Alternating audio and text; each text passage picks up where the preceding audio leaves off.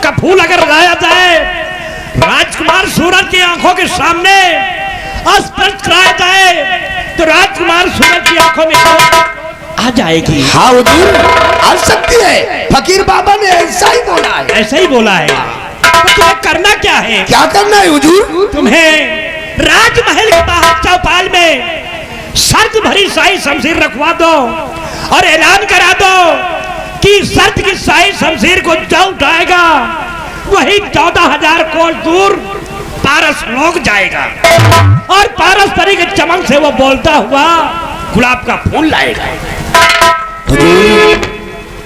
लेकिन मेरी तो समझ में ये नहीं आ रहा है कि बगैर कोई शर्त के 1400,000 कोस दूर पारस लोग कौन जाएगा राजन?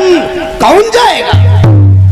तुम सत कहते हो कृष्णा सिंह, बिगर लालच के ऐसा काम जोखिम कोई नहीं करेगा। कोई नहीं करेगा राजन। इसलिए तुम्हें उसमें कुछ शर्तें छुपी होनी चाहिए। जरूर राजन। उसमें हमारी तरफ से लाने वाले शख्स को हम उन्हें आधे राज का मालिक बना देंगे और साथ में राजकुमारी प्रतिभा की शादी उसके साथ रचा देंगे।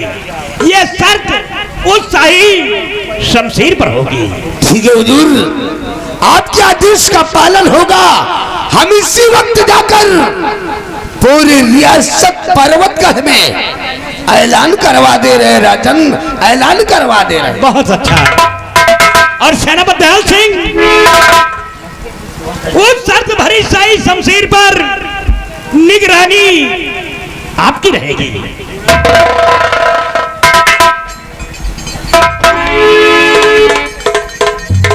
आओ हम राजकुमार सूरज राजमहल चलते हैं।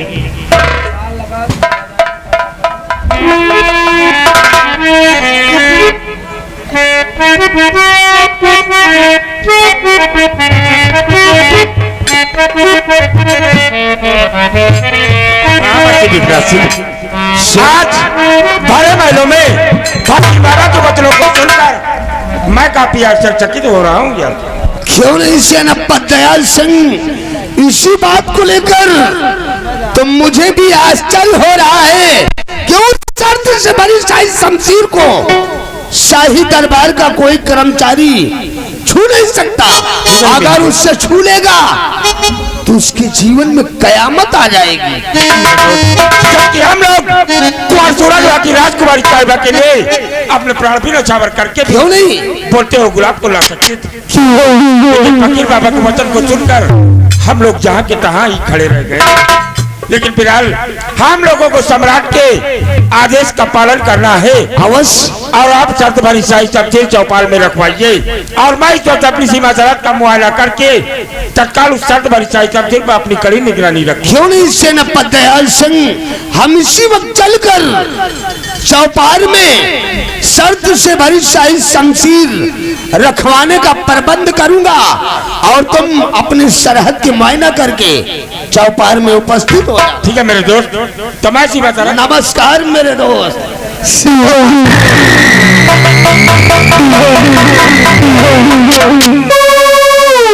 साला मर भी नहीं गया। एक बात हमें समझ में नहीं आ रही। वो कौन सी बात है रे? कहे इतने दिन से ये झूमर टंगा है तो का आज के दिन एक गिरेगा रहा था। अरे 2-4 घंटा पहले गिर गया और नहीं बगल में आप बैठ रहे हो, आप के ऊपर गिर गया।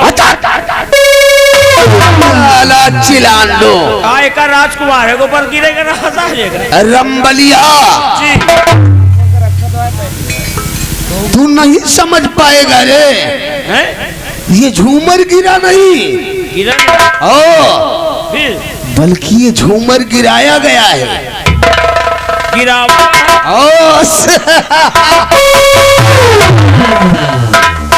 लंबरदार, ये कौन साला की लाइस हो?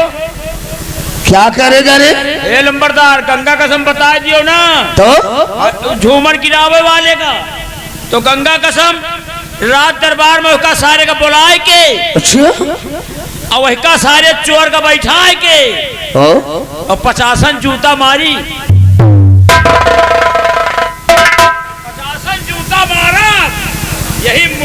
कही थे।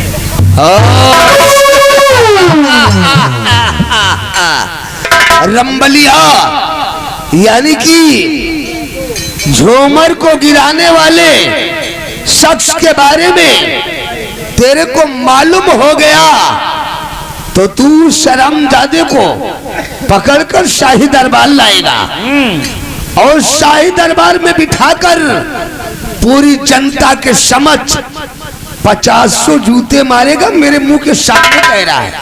एक मिनट। हेलो भैया, देखिए आगे हमारे सर्व सम्मानित श्रीमान हमारे माननीय श्री दिल्ली बाज यादव, ये देखिए ये मेला कमेटी को पूरे 500 रुपया ये चंदा दिए हैं, पार्टी को धन्यवाद। नंबरदार कौन साला चोर बताइए हो हम रंबलिया, तो तू जानना चाहता है? हम कहे तो एक सारे का हमका बताए भर दियो ये कौन झूमर की राइस है। अगर किराए वाले की एक बार हम कहीं गंगा के साथ हमको पहचानवा दियो तो एक साले चोर का पूरी प्रजा के सामने यही ठे सारे चोर का बैठा के और 50 जूता मारी और यही मुहे पर कही थे। यानी कि मेरे मुंह के सामने कह रहा है उस शख्स के बारे में तेरे को मालूम हो जाए तो उसको पकड़कर शाही दरबार लाएगा, बिठाकर 500 जूते मारेगा। रंबलिया, तो तू जूता लेकर मारने के लिए तैयार हो जा। बता जी हम सारे हम बता रहे हैं कि झूमर को गिराने वाला शख्स है कौन? रंबलिया, झूमर को गिराने वाला शख्स कोई और नहीं है, ये राजमंत्री ठाकुर विश्वनाथ प्रताप सिंह। चला जूता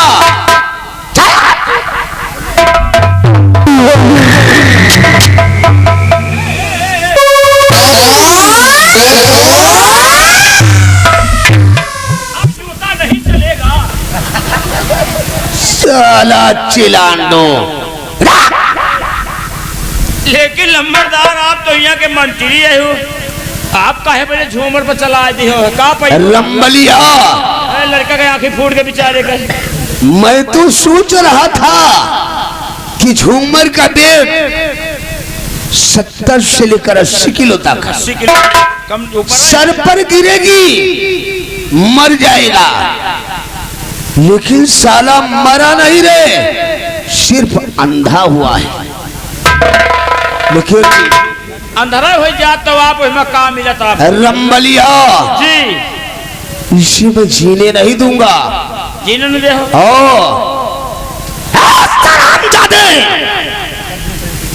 राजकुमार सूरज कन्ने सनामो इस दुनिया से मिटा दूंगा, क्योंकि मैंने कसम खा लिया है कि महाराज चंद्रपाल सिंह तेरी खुशी को गम में ना बदल दिया तब नाम राजमंत्री ठाकुर विश्वनाथ प्रताप सिंह नहीं कहलाऊंगा। रामबली इस सपोले कन्ने सनामो दुनिया से मिटा दूंगा और महाराज चंद्रपाल सिंह को भी मौत के घाट उतारूंगा। और महाराज की जो इकलौती बेटी राजकुमारी प्रतिभा है। प्रतिभा? हाँ। अच्छा, जौन आपका चाचा कहा था। कौन किसका चाचा और कौन किसकी भतीजी रे? आज जब से हमने राजकुमारी प्रतिभा को शाही दरबार में देखा है तब से ससुरा मेरे दिल में कुछ कुछ हो रहा है। राजकुमारी प्रतिभा का देखे हो है दिल में कुछ कुछ होता।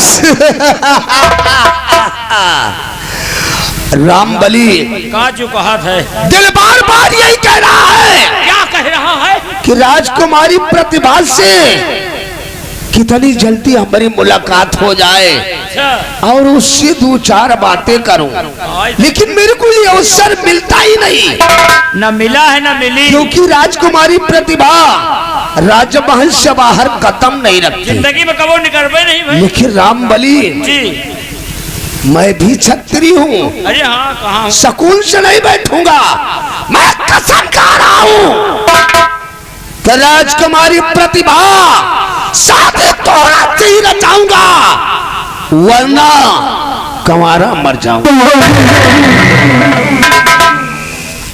रामबली लेकिन लंबरदार राजकुमारी प्रतिभा तो आपका चाचा कहा था, आप कबो कबो बिटियों कहा था। सालान पड़ जाहिल कंवर, मोहब्बत में रिश्ते का कोई भेदभाव नहीं होता। हाँ चाहे अम्मा हूँ।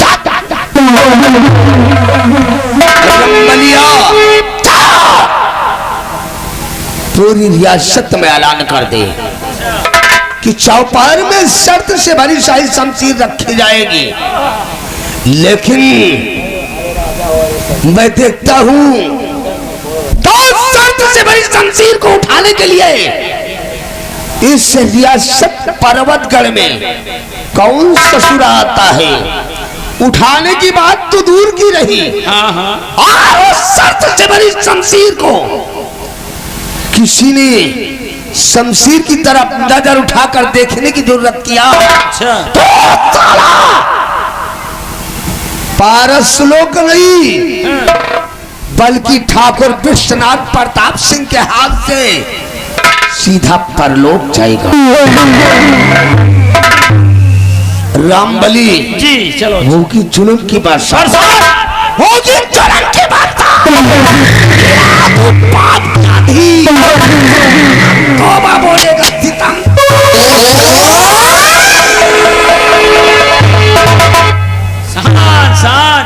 तो हिमा साले हुकुमजी तुहिन हवाए, या झूमर गिरावे वाला कौन नहीं, यही साला है यही। ये तो सोचकर कि महाराज मर जाए, राजकुमार अंधर हो जाए तो राजकुमारी प्रतिभा का हम अपन दुल्हन बनाए लेंगे, लेकिन साले अगर जिंदगी में सोचो तुम, अब हम चल रहे नहीं, लेकिन चलते चलते कहना है